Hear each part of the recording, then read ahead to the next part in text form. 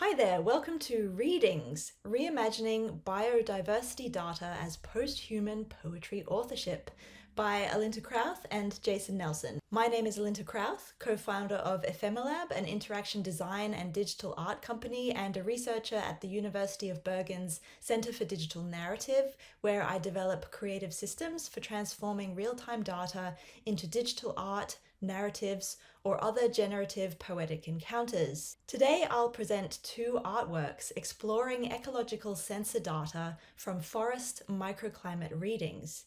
Our early findings suggest that such works can position non-human systems as active participants in poetry production, destabilizing traditional ideas of authorship. Along with Dr. Nelson, I explore this through a creative practice-led examination. This research is in collaboration with the Norwegian Institute for Nature Research, or NINA, as part of their project Understanding the Role and Interplay of Forest Microclimates for Successfully Balancing Productivity and Biodiversity Among Nordic Forest Landscapes, led by PI Robert Lewis and funded by SNS, the Nordic Forest Research. This partnership has given us an experimental space to create interfaces for engaging with forest microclimate data through narrative and poetic expression. As ecological data infrastructures grow more complex, there's a need to explore their role beyond scientific domains. In tandem to this need, scholars in the arts and humanities insist on the development of cultural and creative practices that recognize the agency of non-human ecological actors. As science communicators also increasingly emphasize the need for transdisciplinary approaches, digital poetry offers a creative mode for translating ecological processes into these literary and cultural experiences, allowing audiences different ways to engage with complex issues. But before I go any further, I want to introduce the field of digital poetry to you if you haven't heard of it before. Digital poetry is an entanglement of language with computational processes, interfaces, and networked media. Since the mid-20th century, poets have experimented in avant-garde ways with algorithms and hypertext to expand poetry practices beyond the printed page. Meaning in such works arises through techno-textual interplay between code, medium, and the reader, which requires non-trivial reader engagement and destabilizes traditional notions of authorship. Biosensing and environmental data as a material in the field of digital poetry unveils this potential of co-authorship with non-human systems by treating non-human actors as participants rather than as representations. For example, in my own previous recent works, I've been training audio models to recognize the vocalizations of grey-headed flying foxes, Australian magpies, pied butcherbirds, and noisy miner honeyeaters, and have created a system for each for turning these into poetic expressions in real time. So one of the ideas behind these works is that we have codes that we use to express animal vocalizations in terms that we recognize. So we use descriptors like mating call, alert call, and these descriptors are there to give you a sense of the meaning of that vocalization. Well, my apps do the same thing, except my description of what an alert call is employs poetic techniques to add to the semiotics of how we interpret other species' communications. But what I really want to show you today are the two new digital poetry interfaces so far produced using Dr. Robert Lewis from NINA's incredible microclimate data sensors. We consider them works in progress or early outcomes. The first is titled Very Small Stories, a web application that encodes and interprets the moisture and temperature readings of hyper-specific locations across Norway's Sigdal, Kvam, and Grong forests.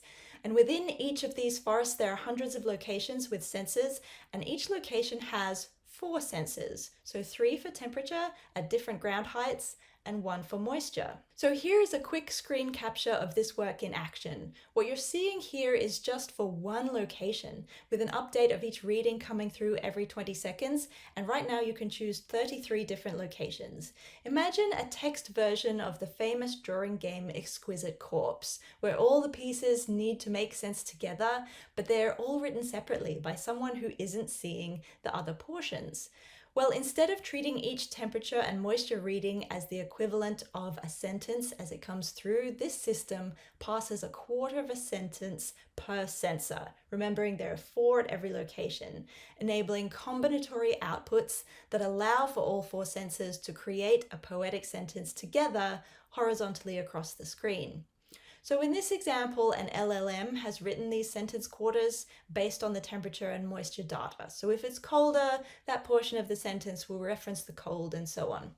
You might also notice that some fragments of each sentence are the same as each other, which means that in that time frame, the temperature hasn't changed. Though right now we're going to 1 decimal point in terms of what we consider to be a change in temperature, but the data readings from Nina's work actually go to 4 decimal points, so our plan is to get more specific. To go on a short tangent, one of the issues with building a work like this is if you need 4 separate quarters for a poetic sentence that also makes sense when read against the other sentences, and so it can be combined in a large number of ways, and you need 1 for every possible temperature reading between, say, -10 Celsius and +36, down to, say, 2 decimal points, not to mention moisture readings that across a year can vary wildly, that's a lot of poetry to write. So I don't condone the use of LLMs to replace writers. As you can see from these examples, the poetry it's okay. But in this case, this is the kind of project that is on such a scale that as a poet, I struggle to approach it realistically, because unfortunately, I don't have 10 years to spend writing this one poem.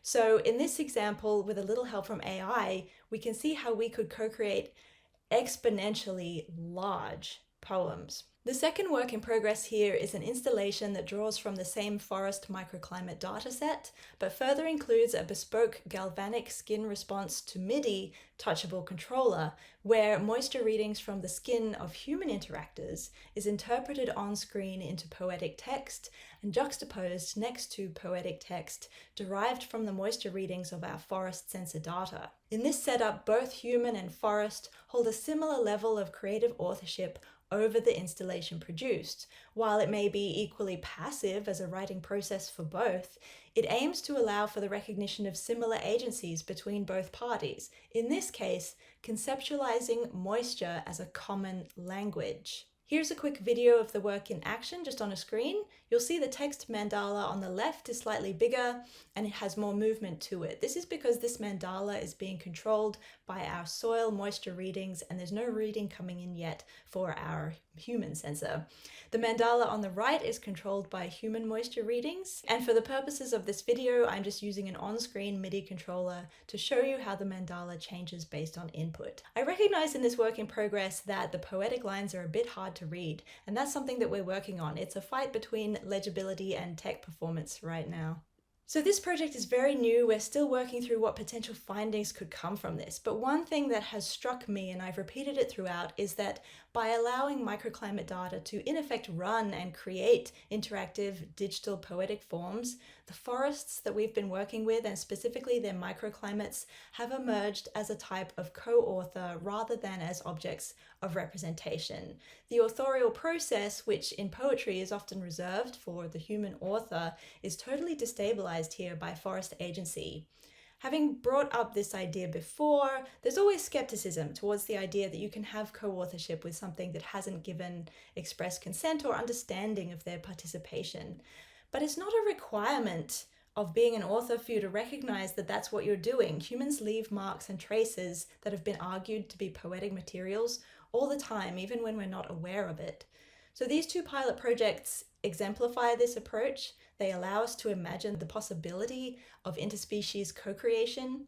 They move beyond representation in literary fields. And I think this is so important for the arts and literature in particular, that is currently going through a moment of upheaval in understanding authorship in the age of AI, to look first not to the machines, but to the environment, to the other animal species, to the plants, to the climate, to the weather, to the geological actors. And it's my goal to help my own field of digital poetics recognize these actors as living, experiencing, and potentially creative characters, because that's one way that their importance gets embedded in culture. Thank you.